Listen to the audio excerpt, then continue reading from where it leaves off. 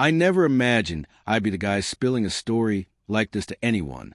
I always thought I'd be the one to make a marriage last, you know? Like, isn't that the whole point of saying forever? Well, my forever crashed and burned after 7 years and 8 months. Looking back, the warning signs were practically screaming in my face, but I was too naive, or maybe too determined, to see them. I convinced myself we were happy, that we had it all figured out. Hindsight's a harsh wake-up call, showing you every mistake when it's too late to fix. I met her at a company party 6 years ago. She had this bold, magnetic vibe, ambitious, stunning, and the kind of person who could steal the spotlight without even trying. The fact that she seemed into me, that was a shock. Things snowballed fast. We were engaged in less than a year and married the next. Everyone called us the perfect couple. The driven career woman paired with the steady, dependable guy. I figured we complemented each other. She pushed me to aim higher at work, and I was her calm in the storm when her job got crazy. Or so I thought.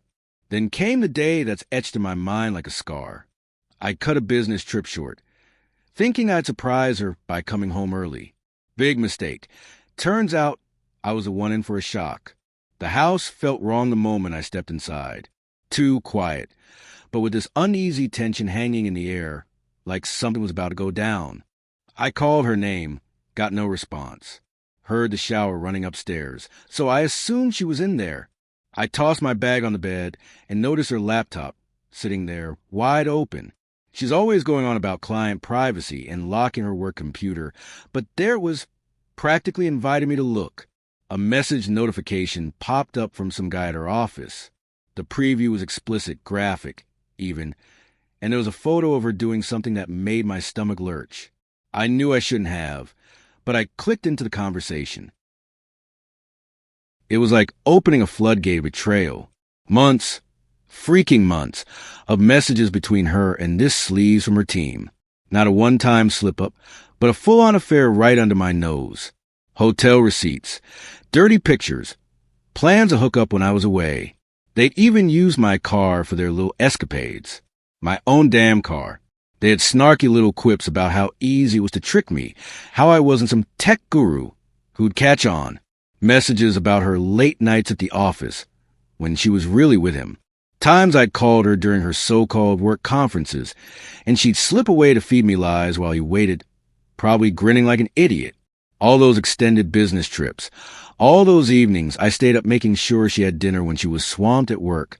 I was played for a chump. My hands shook so bad I could barely hold my phone. I snapped photos of the screen, some gut feeling telling me to save evidence of the knife in my back. I sat there, stunned, for what felt like an eternity, but was probably just a few minutes. The shower stopped, and I heard her moving around, humming some irritating tune. Part of me wanted to storm in and confront her, but I held off. I needed to see her reaction when she realized I knew. She waltzed into the room, still humming, then froze when she saw me. Her eyes weren't just surprised. They were pure panic, like a thief caught in the act. "Well, aren't you just full of surprises, sneaking home early?" she sneered, her voice thick with venom. I didn't waste time with pleasantries. I held up my phone, showing one of the damning photos I'd taken from her laptop. Her face twisted from shock to rage in a split second. No apologies, no fake tears, just pure vicious anger. "Oh, so you're rifling through my private work laptop now?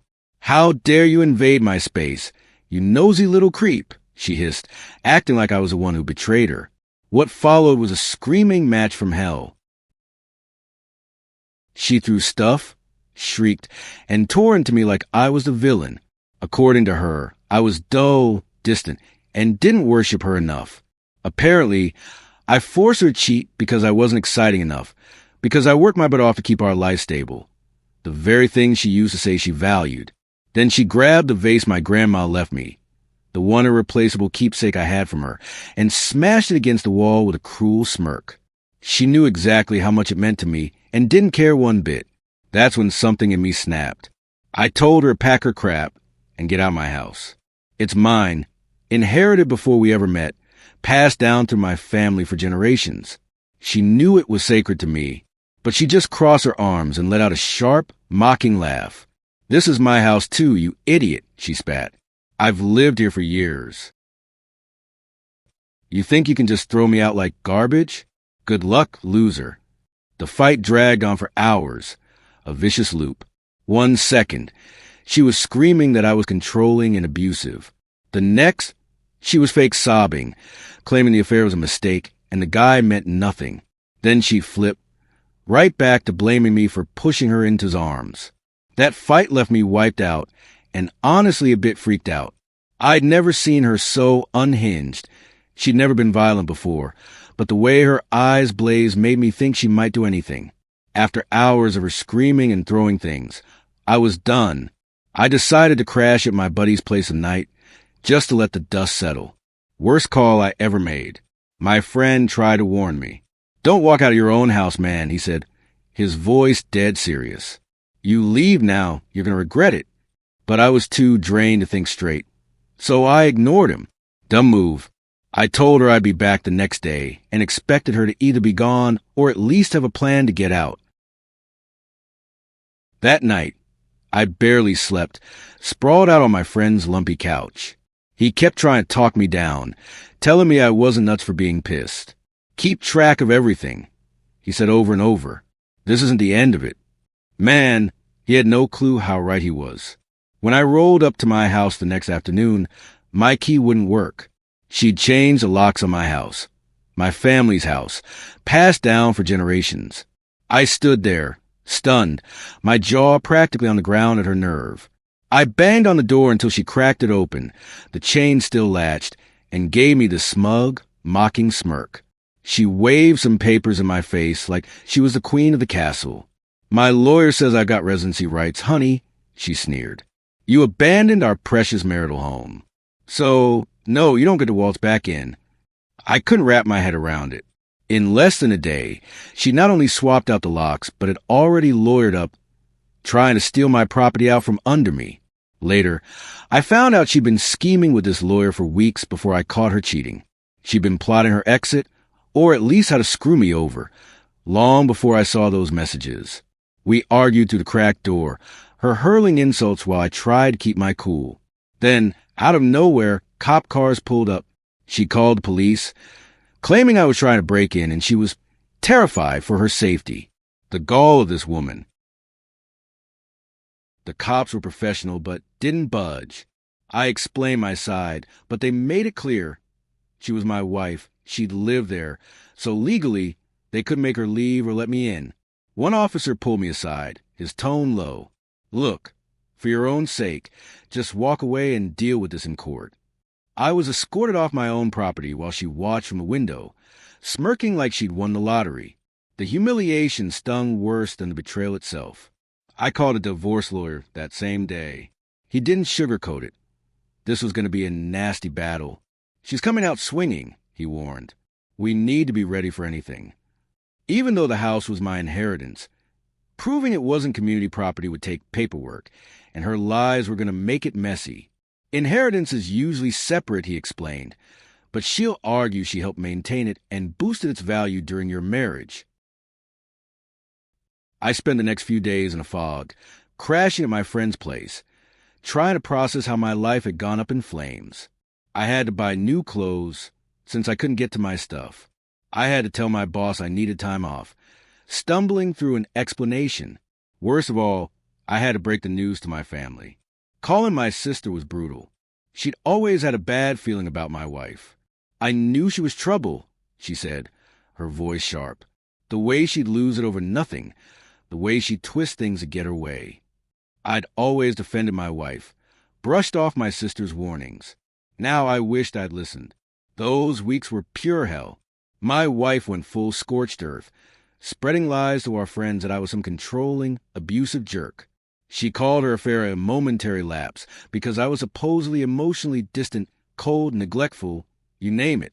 Some friends I'd known forever started acting weird, looking at me like I might actually be the bad guy.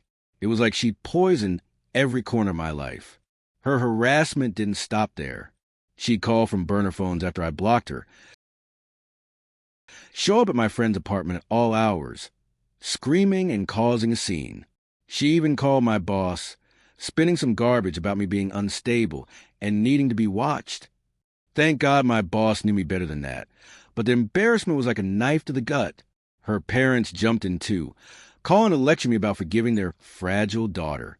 Her dad had the nerve to say, "Every guy's got to deal with a woman's emotions. That's just marriage." They even suggested I let her stay in my house while we sorted things out, as if there was anything left to sort after her betrayal. My lawyer kept pushing me to document every single interaction. Every call, every text, every time she or her family reached out. "This kind of behavior will matter to a judge," he said. He filed for an emergency hearing to sort out the house situation, but the courts were slammed. It took 5 weeks just to get a court date. 5 weeks of living out of a duffel bag, locked out of my own home. He also suggested a restraining order because her antics were escalating, but I held off. I didn't want to look like I was stooping to her level. Big mistake. When I finally got court approval to grab some essential documents and meds from my house, escorted by police, she put on a full-blown performance. The second I stepped through the door, she flipped a switch, turned on the waterworks, and playing the victim like she was auditioning for a soap opera. The second I stepped into my house with the police escorts, she put on a performance worthy of an Oscar. She crumpled to the floor, sobbing hysterically, claiming she was pregnant with my kid and that my cruelty was causing her to miscarry. Total nonsense. We hadn't been intimate for months before I caught her cheating. The cops looked awkward, shifting on their feet, but they stuck to their job, keeping an eye on things. The house was a mess, like she'd gone out her way to erase me. Our photos were gone, furniture shoved around. It didn't feel like my home anymore, more like a stranger's lair. As I grabbed my documents and meds, she leaned in close, her voice a venomous hiss. "You're going to pay for this, loser. I'll make sure you lose everything." The cops overheard her little threat, and my lawyer later said it was gold for our case, noted in their report. The first court hearing was like stepping into a bizarre alternate reality. She showed up looking nothing like the confident woman I married. Gone were her sharp power suits. Instead, she wore this frumpy outfit, playing the part of timid victim. She turned on the waterworks right on cue, whimpering to her lawyer about her terror of living with a volatile guy like me. Her lawyer spun a tale of me as some controlling monster who flipped out over a suspected affair. My lawyer, cool as ice, laid out the evidence. The incriminating messages I'd saved, police reports, and neighbor statements about her screaming fits. The judge set a temporary deal. She could stay in my house until the divorce wrapped up, but I'd get scheduled visits to grab my stuff. It felt like a punch to the gut, but my lawyer reassured me. This is just round one. The legal battle dragged on for months, a slow-motion nightmare. Discovery was brutal, digging through bank statements, texts, emails. She fought every step, stalling on deadlines, disputing every claim. Her lawyer demanded half the value of my house, arguing she'd made a home and boosted its worth. She even had the nerve to demand alimony, despite earning almost as much as me, and tried to claim my family heirlooms, things that had been in my family for generations. The deposition was the lowest point. Sitting across from her, watching her lie under oath about our marriage, her affair, her behavior, it was like seeing a stranger. She twisted every moment we'd shared into proof of my so-called emotional abuse, her voice dripping with fake hurt and sarcasm. But my lawyer was a rock star. He dismantled her story piece by piece, exposing her lies with evidence that left her nowhere to hide. We hired a forensic accountant who traced the cash she'd blown on her affair, hotels, gifts, fancy dinners, all from our joint accounts. Thousands of dollars gone. Her pregnancy lie collapsed when she couldn't produce a single medical record to back it up. After nearly a year of this circus, the court ruled in my favor. The judge saw right through her manipulative games, especially after her fake pregnancy stunt was exposed. In his ruling, he called out her consistent deceit and attempts to mislead the court. She was ordered to get out of my house within 30 days. The day she moved out, with cops there to keep things civil, she dragged her feet, moving slower than a sloth just to spite me. She wouldn't look at me, but her snarky comments were loud enough to hear, muttering about how I'd regret crossing her. When she was finally gone, I found she'd left her mark. Scratches on my hardwood floors, nasty words scrawled behind furniture, and some of my most sentimental stuff missing. Family photos, a watch my dad gave me. Gone. It wasn't worth chasing legally, but it was her final middle finger. She thought she'd broken me, but she was wrong. The only downside to the settlement was having to pay her temporary spousal support for a year. My lawyer said it's standard, no matter who's at fault, to help both sides maintain a reasonable lifestyle during the transition. Writing those checks burned, knowing what she'd done, but it was a small price to be free of her. I changed the locks the second she was gone and started reclaiming my space. That first night back in my house felt weird, like her toxicity still lingered in the air. I spent weeks scrubbing, rearranging, replacing what she'd wrecked. Bit by bit, it started feeling like my home again. Friends who bought her lies during the divorce started reaching out, some apologizing for falling for her sob story. A few relationships were too broken to fix, but others grew stronger through the mess.